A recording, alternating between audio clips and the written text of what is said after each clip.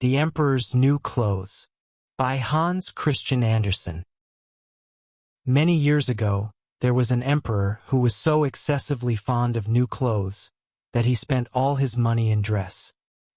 He did not trouble himself in the least about his soldiers, nor did he care to go either to the theater or the chase, except for the opportunities then afforded him for displaying his new clothes. He had a different suit for each hour of the day, and as of any other king or emperor one is accustomed to say, "He is sitting in council," it was always said of him, "The emperor is sitting in his wardrobe." Time passed merrily in the large town which was his capital. Strangers arrived every day at the court. One day 2 rogues, calling themselves weavers, made their appearance. They gave out that they knew how to weave stuffs of the most beautiful colors and elaborate patterns, the clothes manufactured from which should have the wonderful property of remaining invisible to everyone who was unfit for the office he held, or who was extraordinarily simple in character. These must, indeed, be splendid clothes, thought the emperor. Had I such a suit, I might at once find out what men in my realms are unfit for their office, and also be able to distinguish the wise from the foolish.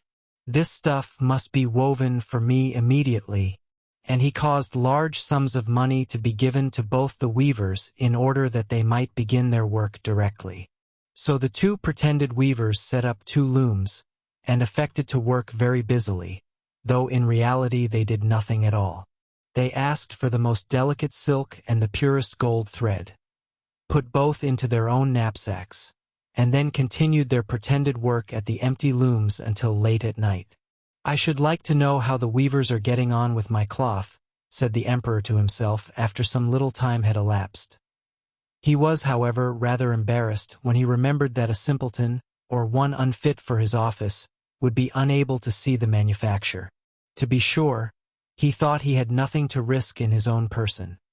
But yet, he would prefer sending somebody else to bring him intelligence about the weavers and their work before he troubled himself in the affair. All the people throughout the city had heard of the wonderful property the cloth was to possess, and all were anxious to learn how wise, or how ignorant, their neighbors might prove to be. "I will send my faithful old minister to the weavers," said the emperor at last, after some deliberation. "He will be best able to see how the cloth looks, for he is a man of sense, and no one can be more suitable for his office than he is." So the faithful old minister went into the hall, where the knaves were working with all their might at their empty looms. "What can be the meaning of this?" thought the old man, opening his eyes very wide. "I cannot discover the least bit of thread on the looms." However, he did not express his thoughts aloud. The impostors requested him very courteously to be so good as to come nearer their looms, and then asked him whether the design pleased him, and whether the colors were not very beautiful, at the same time pointing to the empty frames. The poor old minister looked and looked. He could not discover anything on the looms, for a very good reason, viz., there was nothing there. "What?" thought he again. "Is it possible that I am a simpleton? I have never thought so myself, and no one must know it now if I am so. Can it be that I am unfit for my office? No, that must not be said either. I will never confess that I could not see the stuff." "Well, Sir Minister," said one of the knaves, still pretending to work, "you do not say whether the stuff pleases you." "Oh, it is excellent," replied the old minister, looking at the loom through his spectacles. "This pattern, and the colors, yes, I will tell the emperor without delay. How very beautiful I think them." "We shall be much obliged to you," said the impostors, and then they named the different colors and described the pattern of the pretended stuff. The old minister listened attentively to their words, in order that he might repeat them to the emperor, and then the knaves asked for more silk and gold, saying that it was necessary to complete what they had begun. However, they put all that was given them into their knapsacks, and continued to work with as much apparent diligence as before at their empty looms. The emperor now sent another officer of his court to see how the men were getting on, and to ascertain whether the cloth would soon be ready. It was just the same with this gentleman as with the minister. He surveyed the looms on all sides, but could see nothing at all but the empty frames. "Does not the stuff appear as beautiful to you as it did to my lord the minister?" asked the impostors of the emperor's second ambassador, at the same time making the same gestures as before, and talking of the design and colors which were not there. "I certainly am not stupid," thought the messenger. "It must be that I am not fit for my good, profitable office. That is very odd.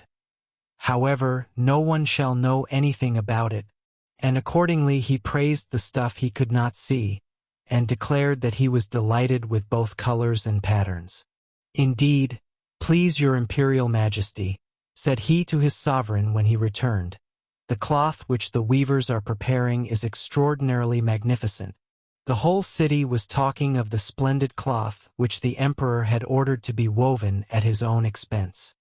And now the emperor himself wished to see the costly manufacture, while it was still in the loom.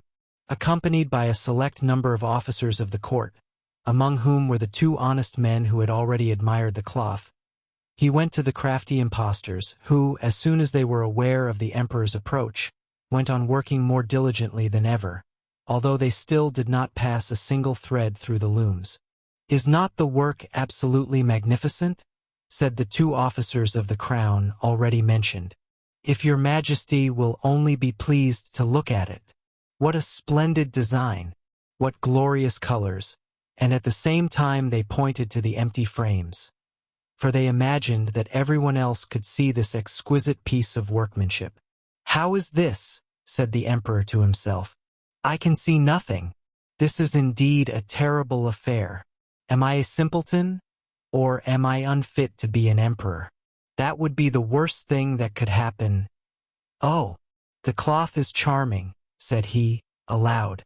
"It has my complete approbation," and he smiled most graciously, and looked closely at the empty looms. For on no account would he say that he could not see what two of the officers of his court had praised so much. All his retinue now strained their eyes, hoping to discover something on the looms, but they could see no more than the others. Nevertheless, they all exclaimed, "Oh, how beautiful!" and advised his majesty to have some new clothes made from this splendid material for the approaching procession. "Magnificent! Charming! Excellent!" resounded on all sides, and everyone was uncommonly gay. The emperor shared in the general satisfaction, and presented the impostors with the riband of an order of knighthood, to be worn in their buttonholes, and the title of gentlemen weavers. The rogues sat up the whole of the night before the day on which the procession was to take place, and had 16 lights burning, so that everyone might see how anxious they were to finish the emperor's new suit. They pretended to roll the cloth off the looms, cut the air with their scissors, and sewed with needles without any thread in them. "See!" cried they at last. "The emperor's new clothes are ready."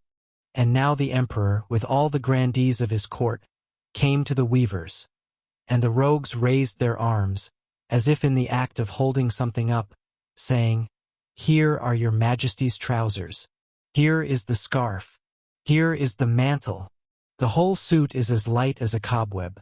One might fancy one has nothing at all on, when dressed in it. That, however, is the great virtue of this delicate cloth. "Yes, indeed," said all the courtiers, although not one of them could see anything of this exquisite manufacture. "If your imperial majesty will be graciously pleased to take off your clothes, we will fit on the new suit, in front of the looking-glass." The emperor was accordingly undressed, and the rogues pretended to array him in his new suit, the emperor turning round from side to side before the looking-glass.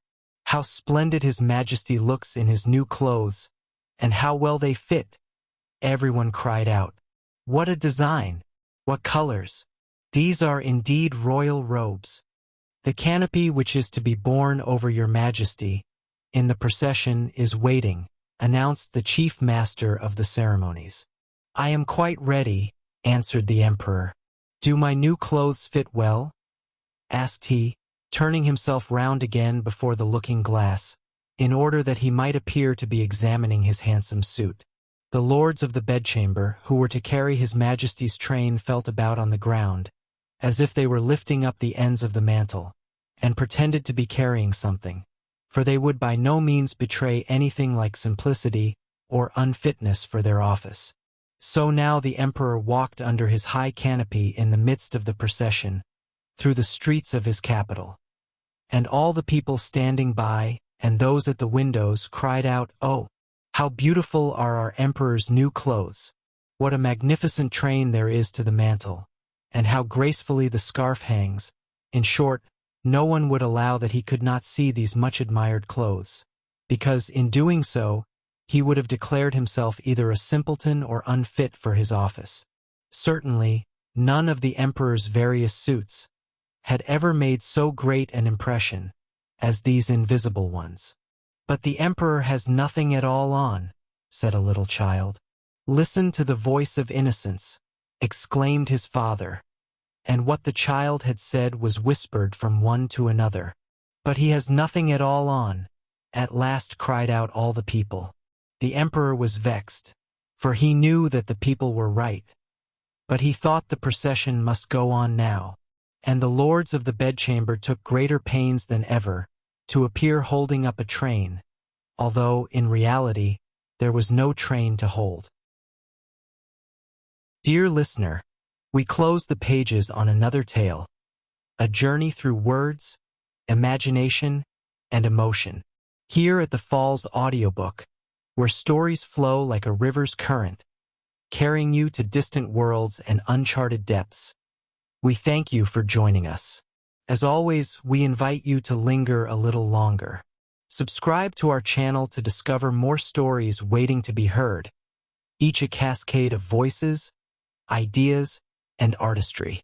And remember, every great story begins with a single word. Perhaps the next one will begin with you. Until our voices meet again, may your days be filled with quiet moments, rich pages, and the soothing sound of a story well told.